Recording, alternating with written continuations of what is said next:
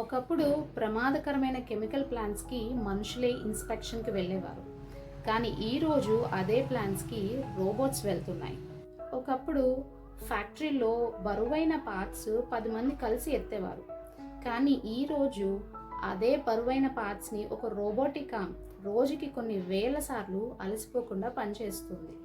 ఒకప్పుడు bomb disposal అంటే ఒక సైనికుడు తన ప్రాణాన్ని పణంగా పెట్టాల్సి వచ్చేది. కానీ ఇప్పుడు ముందుగా ఒక రోబోట్ వెళ్తుంది. కొన్ని హాస్పిటల్స్లో డాక్టర్స్కి సర్జరీస్లో సహాయం చేస్తుంటే, కొన్ని వేర్ హౌసెస్లో మనుషులకు బదులుగా బాక్సెస్ని ట్రాన్స్పోర్ట్ చేస్తూ ఉన్నాయి. మరికొన్ని రెస్టారెంట్స్లో మన వినోదం కోసం మన టేబుల్ వరకు ఫుడ్ని తీసుకొచ్చి సర్వ్ చేస్తున్నాయి. ఒక్కసారి ఆలోచించండి, ఇవన్నీ మనకు కనిపిస్తున్న రోబోట్స్. మరి వాటిని ఎవరు డిజైన్ చేస్తున్నారు? వాటిని ఎవరు బిల్డ్ చేస్తున్నారు? వాటికి కమాండ్స్ ఎవరు ఇస్తున్నారు? ఇంకా వాటిని టెస్ట్ చేసి వాటిని ఇంకా ఇంటెలిజెంట్గా ఎవరు క్రియేట్ చేస్తున్నారు?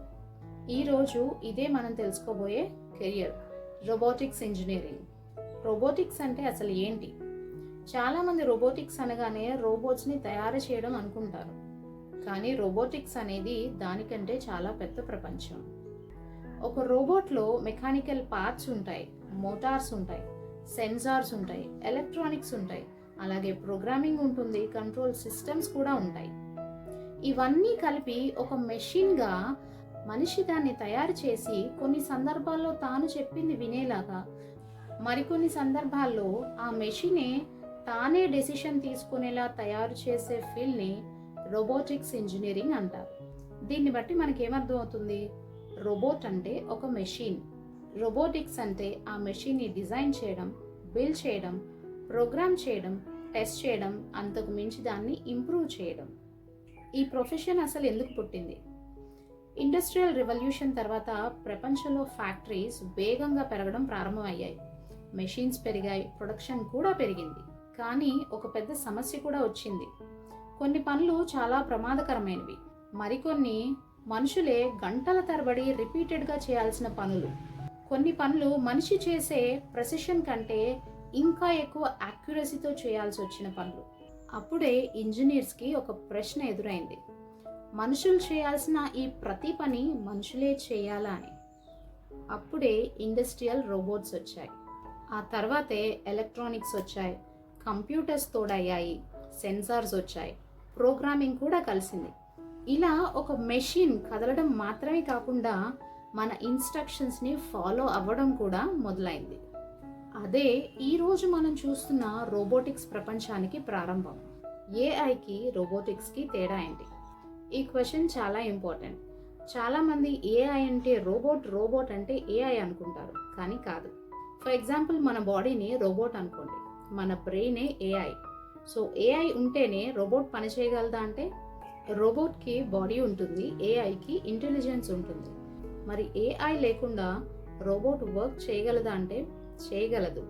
ఎలా అంటే, ఒక ఎగ్జాంపుల్, కొన్ని ఫ్యాక్టరీస్లో ఈ మధ్య రోబోటిక్ ఆర్మ్స్ మనుషుల్లాగే రిపీటెడ్గా అదే పని చేస్తూ ఉంటున్నాయి. వాటిని రోబోట్స్ కింద డీల్ చేయొచ్చు.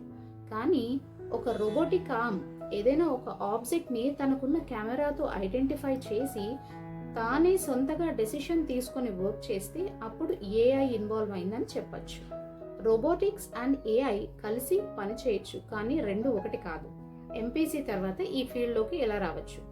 మీరు కనుక ఎంపీసీ ఇంటర్మీడియట్ స్టూడెంట్ అయి ఉంటే యాప్సెట్ జేఈఈ ఎంట్రన్స్ ఎగ్జామ్స్ ద్వారా బీటెక్లోకి రావాల్సి ఉంటుంది.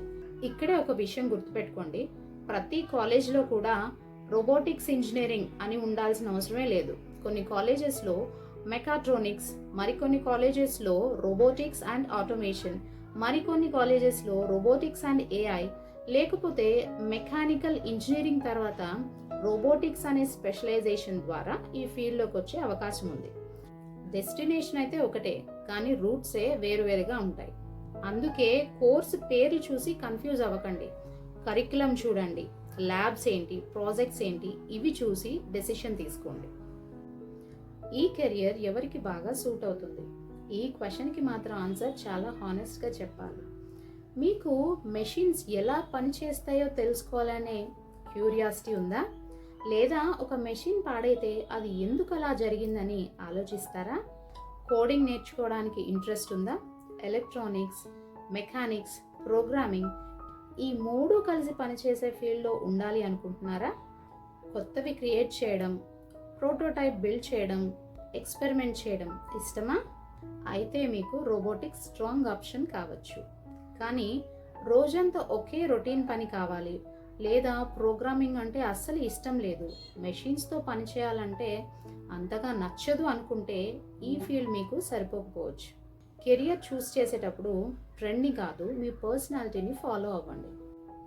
ఇప్పటి వరకు మనం చూసింది రోబోటిక్స్ అంటే ఏంటి, ఈ ఫీల్డ్లోకి ఎలా రావాలి, అసలు ఎందుకు వచ్చింది రోబోటిక్స్ అనేది, ఈ ఫీల్డ్ ఎవరికి సూట్ అవుతుంది అనే విషయం చూసాం. కానీ రోబోట్స్ డిజైన్ చేయడం ఒక్కటే రోబోటిక్స్ కాదు. అసలు రోబోటిక్ ఇంజనీర్స్ రోజు ఎక్కడ వర్క్ చేస్తారు, ఏఐ వల్ల ఈ కెరియర్కి ఫ్యూచర్ ఎలా ఉంటుంది, ఈ కెరియర్ నిజంగా మీకు సరిపోతుందా, ఇలాంటి విషయాలు ఇప్పుడు చూద్దాం. రోబోటిక్ ఇంజనీర్స్ అసలు ఎక్కడ వర్క్ చేస్తారు? మీరు ఒక విషయం ఇమాజిన్ చేయండి. ఫర్ ఎగ్జాంపుల్, మీరు ఆఫీస్కి వెళ్తున్నారు, కానీ ఆఫీస్ ఒక సాఫ్ట్వేర్ కంపెనీ కాకపోవచ్చు, మేబీ ఆటోమొబైల్ ఫ్యాక్టరీ అయి ఉండొచ్చు, హాస్పిటల్ కావచ్చు, వేర్ హౌస్ కావచ్చు, ఎయిర్పోర్ట్స్ కూడా కావచ్చు, అండ్ డిఫెన్స్ రీసెర్చ్ ల్యాబ్స్ లేదా స్పేస్ రీసెర్చ్ సెంటర్స్ కూడా అయి ఉండొచ్చు. అక్కడ రోబోట్స్ ప్రాపర్గా వర్క్ చేస్తున్నాయా, సెన్సార్స్ కరెక్ట్గా డేటా ఇస్తున్నాయా, లేక కెమెరాస్ యాక్యురేట్గా డిటెక్ట్ చేస్తున్నాయా లేదా, రోబోట్ సేఫ్గా మూవ్ అవుతుందా, ప్రొడక్షన్ ఆగకుండా జరుగుతుందా, ఇలాంటి క్వశ్చన్స్కి ఆన్సర్స్ వెతికేది రోబోటిక్స్ ఇంజనీర్స్. అంటే రోబోటిక్స్ ఇంజనీర్ పని కేవలం రోబోట్ని తయారు చేయడం మాత్రమే కాదు, దాన్ని డిజైన్ చేయాలి, బిల్డ్ చేయాలి, ప్రోగ్రామ్ చేయాలి, టెస్ట్ చేయాలి, ఇంకా రియల్ వరల్డ్లో ఎలా పనిచేస్తుందో వెరిఫై చేయాలి. కొత్త ప్రాబ్లమ్స్ వస్తే కొత్త సొల్యూషన్స్ డెవలప్ చేయాలి. కంప్యూటర్ ముందు కూర్చోవడం మాత్రమే కాదు, ఫ్యాక్టరీ ఫ్లోర్లోనూ వర్క్ చేయాలి, టెస్టింగ్ ఏరియాస్లో కూడా ఉండాలి, కొన్నిసార్లు ఫీల్డ్ విజిట్స్ కూడా చేయాలి. ఈ ఫీల్డ్లో అయితే ప్రతిరోజు ఒక కొత్త ఛాలెంజ్ అయితే ఉండే అవకాశం చాలా ఉంటుంది. ఫ్యూచర్ డిమాండ్ ఎలా ఉంటుంది? ఇప్పుడు ఒక ఇంపార్టెంట్ క్వశ్చన్. ఫ్యూచర్లో అసలు రోబోట్స్ పెరుగుతాయా, తగ్గుతాయా? ఒకసారి మీ చుట్టూ చూడండి. ఫ్యాక్టరీస్ ఆటోమేషన్ వైపు వెళ్తున్నాయి, వేర్ హౌసెస్ ఏమో రోబోట్స్ని ఉపయోగిస్తున్నాయి, అండ్ హాస్పిటల్స్లో రోబోటిక్ అసిస్టెంట్స్ని తీసుకుంటున్నారు. ఇక అగ్రికల్చర్లో స్మార్ట్ మెషిన్స్ వచ్చాయి, డిఫెన్స్లో అటానమస్ సిస్టమ్స్ పెరుగుతున్నాయి. Drones, medical robots, warehouse robots, industrial robots, service robots, ఇలా ప్రతి సంవత్సరం ఒక్కొక్క సర్వీస్ ఇంప్రూవ్ అవుతూనే ఉంది.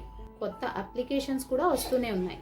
అంటే రోబోటిక్స్ ఒక టెంపరీ ట్రెండ్ మాత్రమే కాదు, టెక్నాలజీ ఎంతగా అభివృద్ధి చెందుతుందో రోబోటిక్స్ కూడా అంతే వేగంగా అభివృద్ధి చెందుతుంది. అందుకే ఈ ఫీల్డ్ ఒక ట్రెండ్లా చూడక్కర్లేదు, ఒక లాంగ్ టర్మ్ టెక్నాలజికల్ కెరియర్గా చూడొచ్చు. ఏఐ వల్ల రోబోటిక్స్కి ప్రమాదమా? ఇది కూడా చాలా మందికి వచ్చే డౌట్. ఏఐ వచ్చేసింది కదా, ఇంకా రోబోటిక్స్ అవసరమా అని చాలామంది అనుకుంటారు. కానీ ఆన్సర్ నో అనే చెప్పచ్చు. ఏఐ మరియు రోబోటిక్స్ కాంపిటీటర్స్ కాదు, అవి రెండు పార్ట్నర్స్. ఏఐ అనేది ఒక రోబోట్ ఇంకా ఇంటెలిజెంట్గా వర్క్ చేయడానికి సహాయపడుతుంది. కానీ ఒక రోబోట్ని డిజైన్ చేయడం, బిల్డ్ చేయడం, సెన్సార్స్ కనెక్ట్ చేయడం, వైర్స్ ఇవ్వడం, ప్రోగ్రామింగ్, టెస్ట్ చేయడం, మెయింటైన్ చేయడం, ఇవన్నీ ఇంకా ఇంజనీర్స్ చేయాల్సిన పనిగానే ఉన్నాయి. సో ఈ ఫీల్డ్లో ఏఐ గురించి భయపడాల్సిన అవసరం లేదు, బట్ ఏఐని ఉపయోగించడం నేర్చుకోవాలి. ఈ కెరియర్ నిజంగా మీకోసమేనా? ఇప్పుడు ఇంపార్టెంట్ క్వశ్చన్కి ఆన్సర్ చూద్దాం. రోబోటిక్స్లో ఫ్యూచర్ ఉందా అని తెలుసుకునే ముందు ఈ ఫీల్డ్ నిజంగా మీకు సరిపోతుందా లేదా అనేది ముందు తెలుసుకోవాలి. ఈ ఫీల్డ్ చూస్ చేసుకోవాలి అనుకున్నప్పుడు మిమ్మల్ని మీరు కొన్ని క్వశ్చన్స్ వేయండి. ఒక కొత్త ప్రాబ్లమ్ని సాల్వ్ చేయడం ఇష్టమా? ఒక మెషిన్ పని చేయనప్పుడు ఇది ఎందుకు చేయట్లేదని ఆలోచించడం ఇష్టమా? ప్రోగ్రామింగ్ నేర్చుకోవడానికి పేషెన్స్ ఉందా? అలాగే ఫెయిల్యూర్ని లెర్నింగ్గా తీసుకుంటారా? ఒక కొత్త టెక్నాలజీ చూసి ఎగ్జైట్మెంట్ వస్తుందా?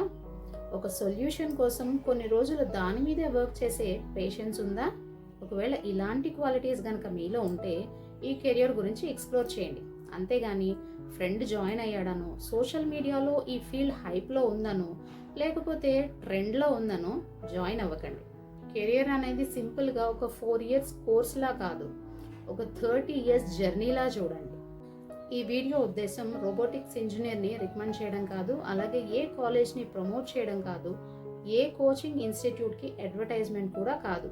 కానీ కొన్ని కెరియర్స్ ఒక స్టూడెంట్ లైఫ్ని మార్చగలవు. వాటిని సింపుల్గా నిజమైన సమాచారంతో మీ ముందుకు తీసుకురావడమే ఈ వీడియో యొక్క ఉద్దేశం. ఎప్పుడైనా సరే మీ కెరియర్ని చూస్ చేసుకునే ముందు ఆ కెరియర్ని అర్థం చేసుకొని మీకు ఫిట్ అవుతుందా లేదా చూసిన తర్వాత మాత్రమే చూస్ చేయండి. ఈరోజు మనం రోబోటిక్స్ ఇంజనీరింగ్ గురించి సింపుల్ వర్డ్స్లో తెలుసుకున్నాం కదా. నెక్స్ట్ వీడియోలో ఇంకొక ఇంట్రెస్టింగ్ కెరియర్ గురించి తెలుసుకునే ప్రయత్నం చేద్దాం. అప్పటి వరకు stay tune to Anees career talks. నమస్తే.